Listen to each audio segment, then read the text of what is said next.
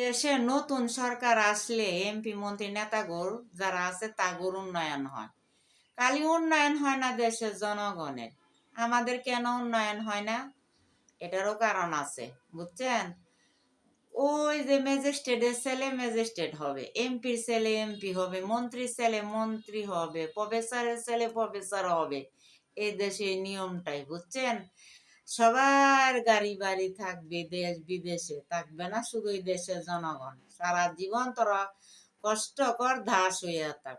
দেশে চাষি করে জিগাইলে কি বলতো জানেন? যদি বলতাম চাষি ভালো আছেন, না রে মা ভালো নাই, ওই যে দেশে চৈতকাতি মাস লাগছে আমাদের জন্য আর তো শেষ হয় না।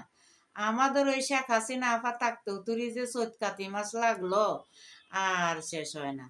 এই শব্দটা হয়তো আপনারা নতুন যারা তারা বুঝবেন না, অনেকেই বুঝবে। চৈত কাতি মাস কিন্তু একটা ভালো একটা অভাবের মাস ছিল আগেরকার দিনে। আগেরকার দিনে চৈত কাতি মাস আসলে মানুষ ভয় পাইতো, মানে এতটাই অভাব হইতো, বুঝছেন? তো সেটাই আমাদের দেশে আমাদের জন্য অভাব রয়ে গেল, জনগণের জন্য। উন্নয়ন যাদের হওয়ার দরকার হেগোর হয়, আর আমাগোর আর উন্নয়ন হয় না। এর জন্য দায় কে? দায় আমরা। আমরা একজন ভালো সরকার এই দেশে ক্ষমতা আনতে পারি না। যেদিন আমরা এই দেশের সরকার ভালো আনতে পারবো, সেদিন যদি আমাদের দুঃখ কষ্ট কমে আর আমাদের উন্নয়ন হয়। এর আগে এই জীবনেও উন্নয়ন হবে না। এই বড় দুইটা দল যতদিন ক্ষমতা আসবে, এতদিন শুধু ওদের চিন্তাই করে যাইবে, আর এই দেশের জনগণের চিন্তা জীবনও হবে না।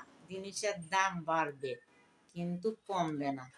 এমন সরকার আসে না আইসে দেশে জিনিসের দাম কমাইতে পারে না, আরো উল্টা তেল গ্যাসের দাম বাড়াইয়া দে, জিনিসের দামও বাইরে যায়। সবাই ভালো থাকবেন, লাইক সাবস্ক্রাইব করে দিবেন ভিডিও।